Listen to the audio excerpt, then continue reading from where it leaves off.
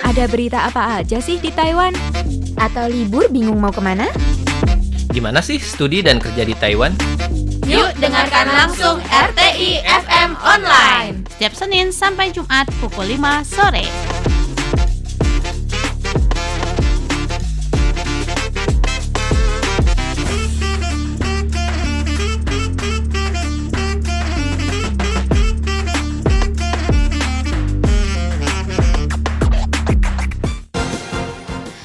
Halo teman-teman RTI FM Online semuanya. Apa kabar nih kalian yang ada di sana? Kembali lagi ya, kita hadir di akhir pekan nih, tepatnya di hari Jumat.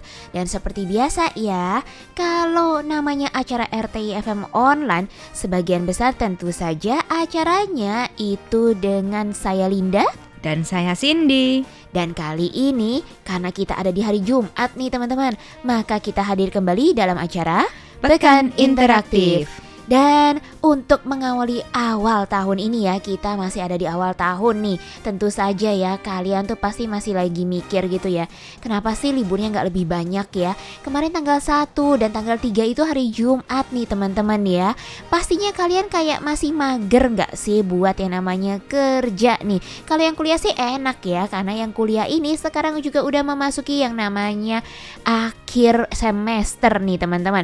Jadinya kalaupun kalian ke kampus, pastinya nih ke kampusnya paling cuman kayak nyerahin paper dan sebagian besar nggak perlu ujian ya teman-teman ya. Dan untuk kali ini kita punya beberapa berita yang menarik ya untuk mengawali awal tahun kalian semua. Dimana kalau kalian merupakan wisatawan tentu saja sangat senang nih untuk datang ke Taiwan. Kenapa sih Kak Cindy?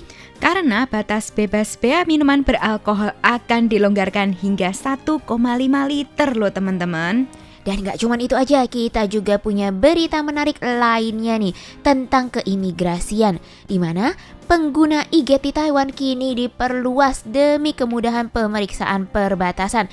Jadi nih ya, kalian kayaknya nih kalau biasanya antri ngerasa agak lama gitu ya pas yang namanya antrian untuk ngecek paspor atau imigrasinya Taiwan, nantinya ke depan langsung sat-set dengan cepat nih teman-teman.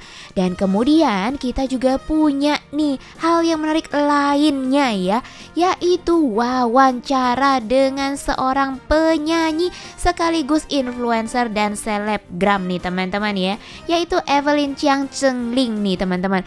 Buat kalian yang Gen Z pasti tahu kalau suara merdunya si Evelyn ini sangat mengesankan. Tapi untuk selengkapnya tentu saja dengerin terus acara kita setelah yang berikut ini.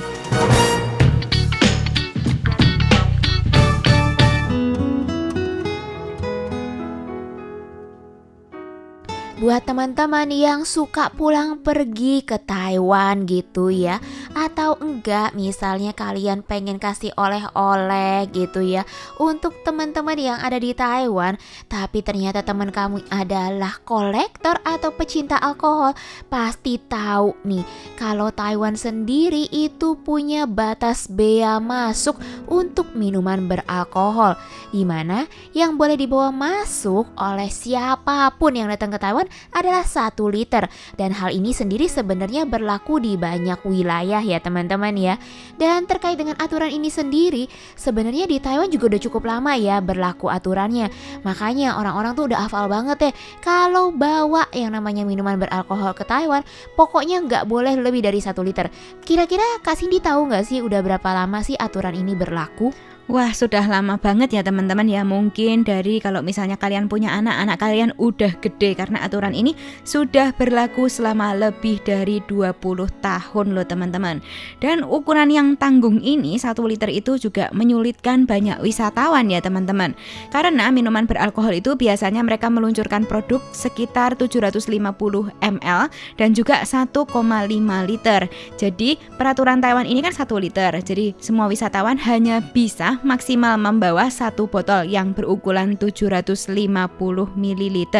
Kementerian Keuangan Taiwan sedang mengkaji rencana untuk melonggarkan batas ini menjadi 1,5 liter ya teman-teman. Dengan demikian, wisatawan nantinya bisa membawa 2 botol minuman beralkohol berukuran 750 ml bebas bea masuk. Wah, jadinya kalian bisa bebas bea masuk 1 botol lagi.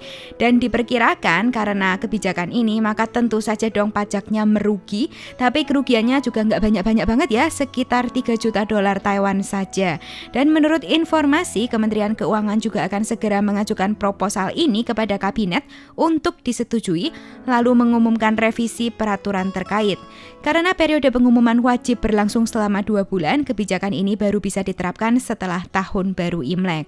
Wow, jadi menarik banget nih ya teman-teman ya.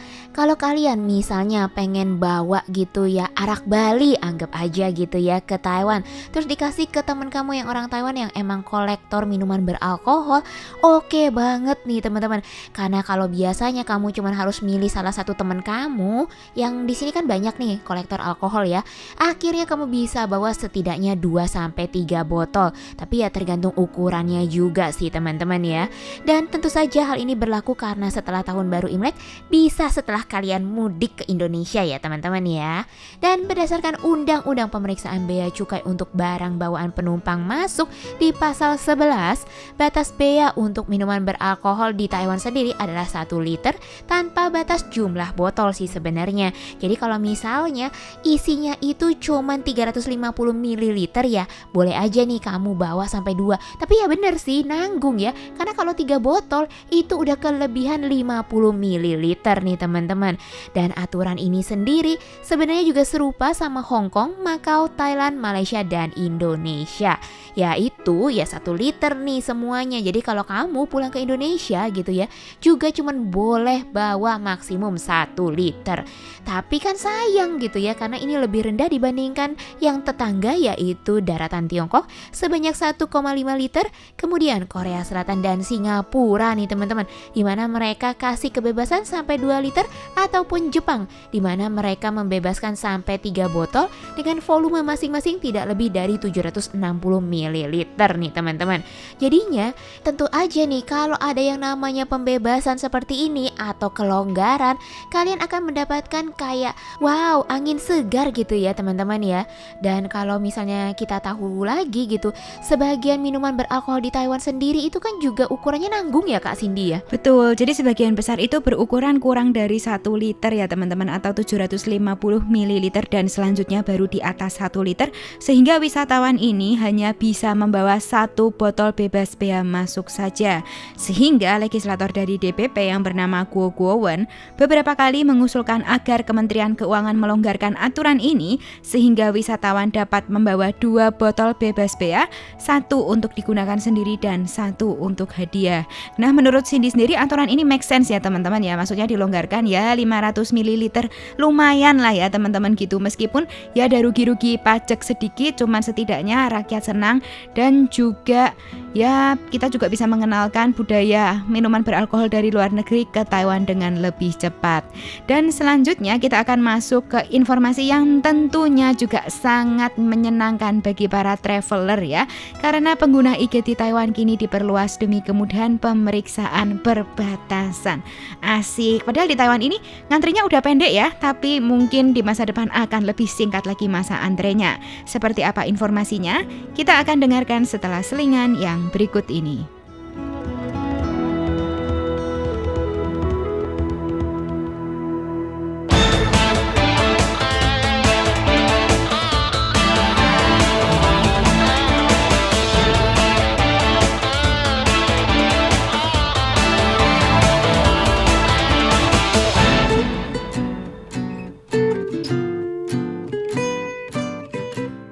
Buat teman-teman yang punya kartu ERC gitu ya, terus udah gitu kamu udah apply atau udah daftar yang namanya e-gate, kalian pasti tahu kalau kalian mendapatkan beberapa keuntungan, yaitu kemudahan untuk penggunaan e-gate di Bandara Internasionalnya Taiwan.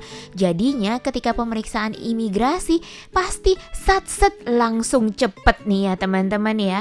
Tapi kalian tahu nggak sih kalau sekarang Badan Imigrasi Nasional atau NIA telah mengumumkan pembaruan signifikan terhadap kriteria kelayakan e-gate atau sistem imigrasi otomatisnya. Dan mulai dari tanggal 1 kemarin ya, 1 Januari 2025, usia minimum untuk mengajukan permohonan penggunaan e-gate telah diturunkan dari 12 tahun menjadi 10 tahun. Jadi lebih mudah lagi nih, dan persyaratan tinggi badannya juga telah dikurangi dari 140 cm menjadi 120 cm. Selain daripada itu, kalau kamu pemegang paspornya Taiwan alias ROC, meskipun tanpa registrasi rumah tangga gitu ya teman-teman ya, tapi kamu masih memenuhi syarat untuk mengajukan permohonan layanan e-gate loh. Wah, keren banget ya teman-teman ya. Jadi bagi kalian yang memiliki anak kecil nih ya, yang tadinya mungkin 10 tahun nggak bisa daftar tapi sekarang udah bisa loh teman-teman. Kemudian tinggi badannya juga dikurangi ya, dan ini merupakan pelonggaran peraturan yang dampaknya sangat luar biasa. Gak cuman itu aja, sistem e-gate generasi berikutnya akan mengintegrasikan proses pendaftaran dan izin menjadi satu langkah. Maksudnya piye toh? Jadi pengguna bisa menyelesaikan pendaftaran pengenalan wajah, dan sebagai pilihan mereka juga bisa mengambil sidik jari secara langsung di pintu gerbang, sehingga pendaftaran dan izin ini dapat terbuat dengan lancar dalam satu sesi. Badan Imigrasi juga mendorong individu yang memenuhi syarat untuk merasakan efisiensi dan kemudahan yang dihadirkan oleh teknologi canggih ini. Dan Cindy sendiri pun ya sebagai WNA nih ya teman-teman, juga merasakan sih dampaknya ya. Jadi Cindy gak usah tuh kayak lama-lama ngantri di imigrasi ya teman-teman ya, bisa langsung tap-tap terus difoto sebentar, langsung kayaknya nggak sampai 1 menit udah bisa lolos di imigrasi. Dan selanjutnya nih ya teman-teman, untuk meningkatkan layanan masuk dan keluar bagi para pelancong, NIA secara aktif juga menerapkan sistem e-gate generasi berikutnya di seluruh bandara dan pelabuhan utama. Jadi sistem ini akan terus diupdate ya teman-teman ya, bukan maksudnya ya punya tok cuman nggak diupdate, makanya ini dibikinlah sistem yang baru. Contohnya nih ya, pada akhir tahun 2024 terdapat 49 e-gate yang baru yang telah beroperasi di Bandara Internasional Taoyuan, Taiwan. Selain itu juga ada 27 e-gate tambahan yang direncanakan akan dipasang di Bandara Kaohsiung, Songshan, dan bahkan Taichung, serta pusat layanan penumpang pelabuhan komersial Kinmen Shuitou yang baru dibangun selama tahun 2025. Jadi Taiwan ini nggak tebang pilih ya. Benar sekali nih teman-teman. Dan kemudian nih, kalau udah selesai ya seluruh e-gate yang baru atau teknologi barunya, maka e-gate yang lama akan dihilangkan alias dihapuskan. Dan tentu saja nih, pastinya nih bagus banget buat mengakomodasi para pelancong ataupun pengunjung, sehingga memberikan pengalaman pengurusan izin yang lebih baik. Kalau yang sebelumnya sebenarnya kan e-gate itu kan kamu harus daftar dulu, udah gitu kamu baru ke e-gate-nya nih. Tapi yang sekarang nih dengan teknologi yang semakin canggih, kamu langsung aja tuh ke imigrasi, terus udah gitu kamu langsung aja untuk tap kartu dan paspor kalian, dan udah gitu ambil sidik jari. Dan kemudian juga nih, Direktur Jenderal dari NIA yaitu Bill Chung sendiri menekankan kalau mulai dari sekarang gitu ya teman-teman ya, kalau kamu punya e-paspor nih dengan usia udah 10 tahun atau lebih dan tinggi badan minimal 120 cm, maka kamu bisa banget untuk pakai e-gate generasi berikutnya. Jadinya kamu bisa dapat izin secara lebih cepat. Pemrosesannya sebenarnya berapa lama sih? Ternyata kalau pakai e-gate yang paling baru, pemrosesannya cuma 10 detik aja. Jadinya pengalaman ini pasti membuat kamu ngerasa, wow, enak banget ya ternyata ya keluar masuk bandara internasional ataupun pelabuhan internasional yang ada di Taiwan ini. Benar banget Kak Linda, dan gak cuman itu aja ya, petugas bandara juga pekerjaannya ini diringankan ya dengan adanya sistem yang canggih ini, apalagi mengingat kalau Taiwan populasinya juga kian sedikit. Dan ini tentunya merupakan win-win solution ya, pemerintahnya juga senang karena bandaranya dikenal canggih, kemudian rakyatnya juga senang karena nggak usah ngantri lama-lama dan pekerjanya juga tidak terbeban berat nih teman-teman. Dan selanjutnya kita akan melakukan wawancara eksklusif dengan Evelyn Jiang Chengling. Dia adalah seorang penyanyi berbahasa Mandarin dan selebgram yang cukup terkenal di Indonesia. Seperti apa perjalanan karirnya dalam menyanyikan lagu-lagu Mandarin? Kita akan simak setelah selingan yang berikut ini.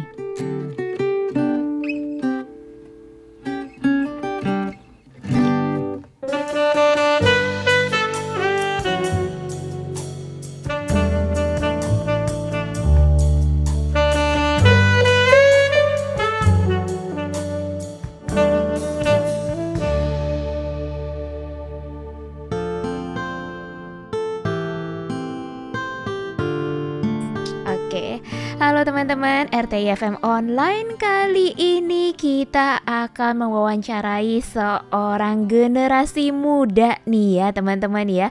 Dan dia ini udah terkenal banget sih sebenarnya di kalangan teman-teman, khususnya di media sosial ya. Karena dia itu aktif banget nih untuk bermusik ya. Dia itu dulu aku taunya dia sering banget nih cover lagu-lagu Mandarin ya. Jadi kalau kalian suka banget sama Mandopop ya, udah pasti deh kalian juga pernah dengar suaranya.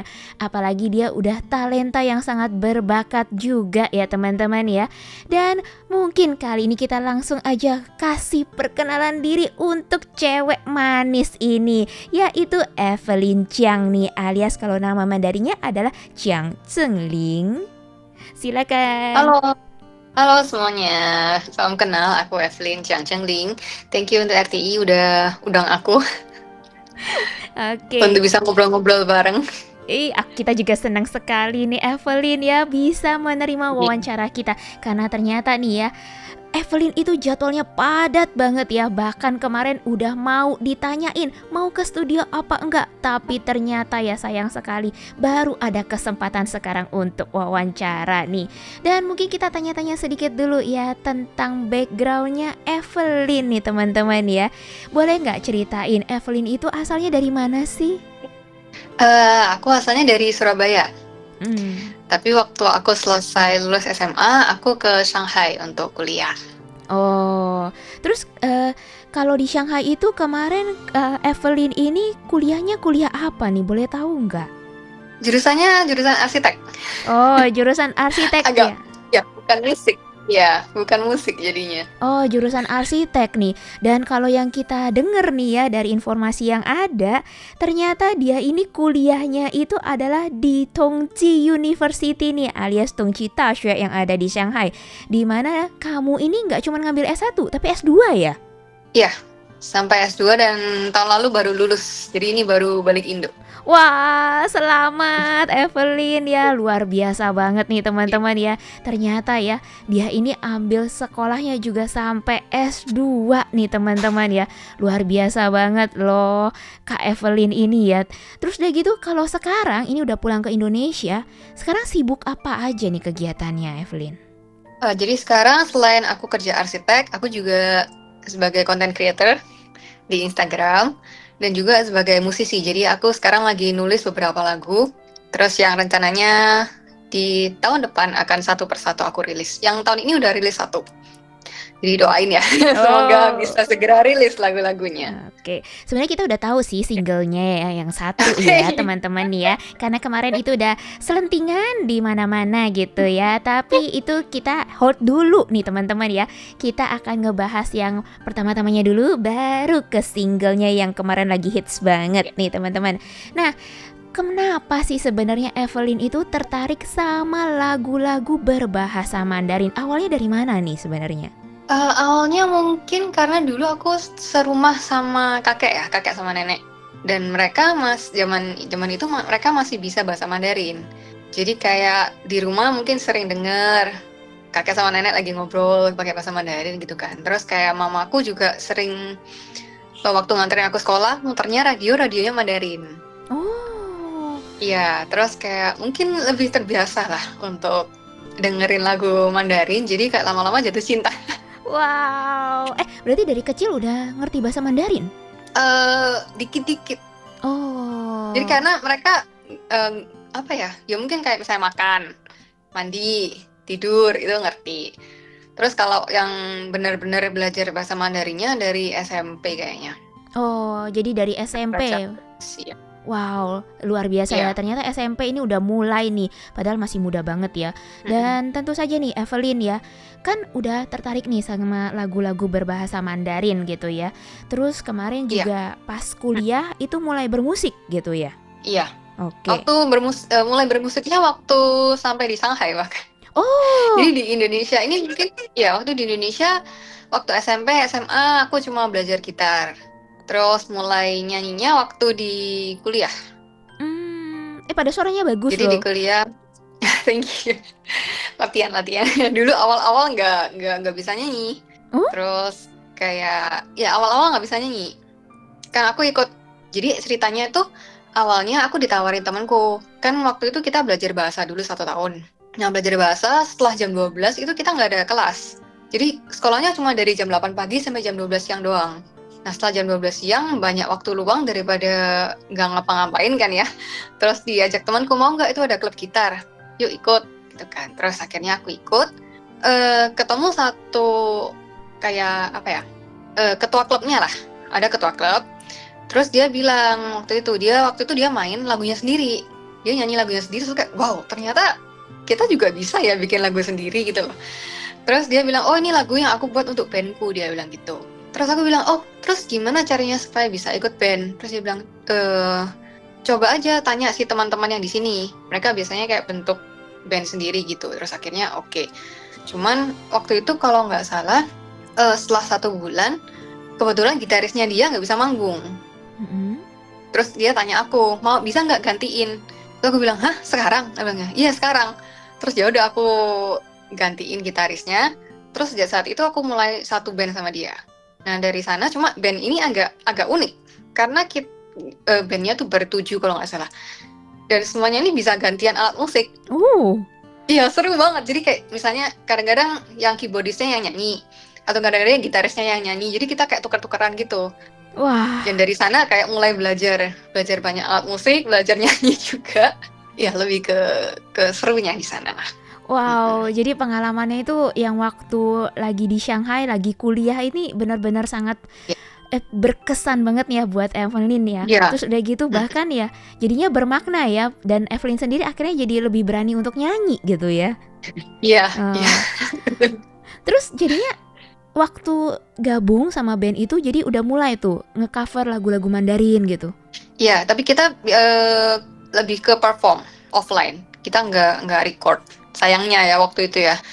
Kalau misalnya bisa mungkin record ada beberapa waktu kita latihan. Cuma waktu yang di panggung biasanya kita langsung kayak lebih ke off air lah. Wow. Manggung di sekolah gitu. Wah, jadi benar-benar ya pengalaman waktu kuliah itu benar-benar bikin Evelyn itu jadi wah, udah sekalian musik, sekalian belajar gitu ya. Iya. Tapi itu kan Tongji University itu sendiri kan itu kan salah satu universitas gede gitu ya, salah satu top university gitu ya yang ada di dunia gitu. Dan jurusan arsitektur sendiri itu nggak mudah gitu kan. Iya. Kamu ngalamin nggak sih kayak begadang gitu? Aduh, makanan sehari-hari kalau itu mah. Nah, ya cuma kita memang kalau di Tongji University itu kalau untuk arsitek ya terutama itu kelasnya lumayan padat untuk tahun pertama sampai tahun ketiga. Oke. Jadi ya pintar-pintar ngatur waktu aja sih waktu di sana. Terus biasanya kalau kita latihan ya waktu dinner atau lunch time gitu. Kita lunch lumayan lama soalnya dari jam 11:30 sampai jam 2. Jadi habis makan ya jam 2 1:30 atau jam 2 gitu kita baru mulai lagi. Jadi ada sekitar 2 jam lah untuk istirahat. Jadi biasanya udah makan di kantin cepet langsung latihan musik terus nyambung kelas gitu. Jadi latihan kamu itu cuma dalam 2 jam kalau lagi waktu makan siang atau lunch gitu. Terus atau enggak lagi waktu makan malam gitu. Jadi bener-bener itu mepet banget enggak sih waktunya? Lumayan. Lumayan, cuma kadang-kadang kalau misalnya malam gak ada kelas kita sewa studio. Sewa studio terus kita latihan di sana. Wah, luar biasa ya. Terus udah gitu akhirnya mulai rajin gitu nge-cover lagu-lagu. Terus Jadi pas kuliah S1 sendiri itu kan perform. Terus udah gitu mulai masukin ke media sosialnya sendiri kapan nih Evelyn kira-kira?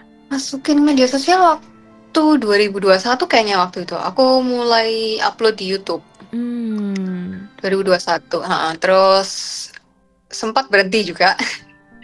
Sempat berhenti setahun kayaknya. Terus yang terakhir-akhir ini kemarin mungkin tahun lalu Oktober atau November aku baru mulai upload lagi di Instagram dan TikTok. Nah itu baru naik viewsnya. Oh iya, karena sebelum-sebelumnya nih yang aku tahu gitu ya Evelyn ya, biasanya lagu-lagu coveran kamu gitu yang ada video kamunya itu namanya bukan Evelyn gitu. Jadi Oh ya? jadi kayak ada beberapa IG gitu yang terkait dengan bahasa Mandarin dan bahasa Indonesia. Ada yang pelajaran bahasa Mandarin, pelajaran bahasa Indonesia. Nah itu kadang-kadang masukin lagu-lagu coveran. Nah itu termasuk juga ada musiknya, ada videonya kamu gitu. Oh gitu ya, aku malah nggak tahu, mungkin nggak di-tag. Yang baru-baru ini aku ada lihat lah. Ini thank you banget juga udah dibantu repost ya. Terus aku mau tanya nih, kan kamu kan abis cover lagu Mandarin gitu ya, terus kamu kan juga tetap aktif bermusik gitu ya. Nah udah gitu kamu ini kan kemarin itu juga kalau aku tahu informasinya ya, sempat juga nih ikut beberapa audisi terkait dengan musik gitu ya. Ada The Voice China 2017 dan 2021. Terus ada juga aneka acara musik lainnya yang kebetulan ya di daerah daratan Tiongkok gitu ya, Evelyn ya. Nah, udah gitu akhirnya terakhir itu yang aku tahu beritanya kamu itu ngecoverin musiknya alias lagunya Eric Chow nih. Boleh cerita nggak sih soal yang itu? yang Eric Chow? Iya dong. Oke, yang Eric Chow itu awalnya kan aku suka bikin konten. Terus kalau misalnya untuk cover satu lagu aja, kayaknya aku butuh variasi gitu kan. Terus dulu aku suka medley-medleyin lagu-lagu. Terus aku mikir, kenapa nggak medleyin lagunya Eric Chow aja ya? Terus aku medleyin. Mungkin waktu itu udah berapa bulan yang lalu sih, sebelum Eric Chow konser di Jakarta. Terus Eric Chow Indonesia yang fans clubnya itu tiba-tiba nge-DM, Ci ikutan lomba ini dong, dia bilang gitu waktu itu. Terus aku bilang, oh iya aku ada sih lagu, cuma kayaknya aku mesti retake ulang ya, karena itu udah beberapa bulan yang lalu. Nah akhirnya aku ikut, terus kepilih, jadi kayak menang gitu. Hadiahnya waktu itu aku nggak tahu hadiahnya apa, karena dia bilang cuma akan ada kesempatan untuk meet Eric close. Tapi aku nggak tahu itu hadiahnya apa gitu loh. Meet Eric close ini apa ya? Mungkin aku mikirnya kayak mungkin maksimal video call lah mungkin ya, atau kayak Zoom meeting gitu ya. Terus ternyata kemarin H-10 kayaknya, H-10 fan meetingnya itu dia tiba-tiba keluarin tuh pengumuman, dan aku dapat email juga kalau aku dapat tiket fan meetingnya itu, dan dia cuma ada sekitar 200 orang yang dapat tiketnya itu dari seluruh ya. Terus aku masih galau, pergi gak ya, belum urus visa juga kan, belum urus visa. Terus kayak kata teman-temanku, udahlah pergi aja, ini kesempatan nggak bakal datang 2 kali, dia bilang gitu. Terus ya udahlah, akhirnya aku langsung tuh hari H langsung beli tiket, beli urus visa segala macam, pesan hotel segala macam. Akhirnya ya terbanglah ke sana. Wow. Luar biasa sekali. Terus jadi fan meetingnya itu di Taiwan gitu ya, Evelyn ya? Iya, di Taipei Iling-i. Taipei Iling-i. Wah, bayangin Taipei Iling-i nih teman-teman ya. Dan kalau boleh tahu gitu ya, terkait dengan tiketnya sendiri itu juga dari pihak sponsor atau cuman tiket apa? Maksud saya apakah semua akomodasi segala macamnya itu juga? Oh, tidak. Oh, tidak. Oh. Tidak. Cuma dapat ruchangjuan, apa ya, tiket masuk fan meetingnya doang. Oh, tapi Evelyn bela-belain ke Taipei gitu ya? Iya. Iya. Luar biasa nih ya, tapi langsung ya, dari deket gitu ya, sampai dipeluk langsung, ya?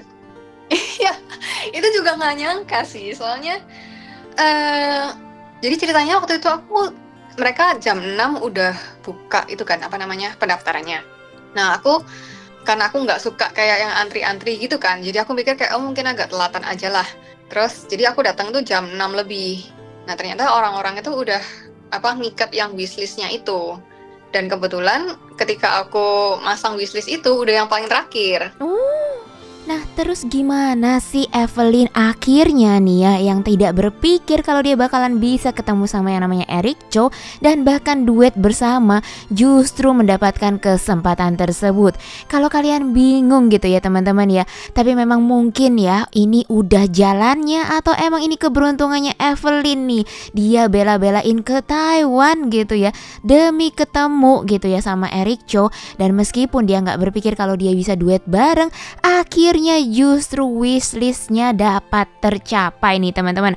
Dan kalau kalian penasaran seperti apa sih sebenarnya ceritanya akhirnya dia bisa duet bareng gitu ya secara detail, yuk dengerin terus acara kita tapi di pekan yang mendatang nih teman-teman. Sampai jumpa.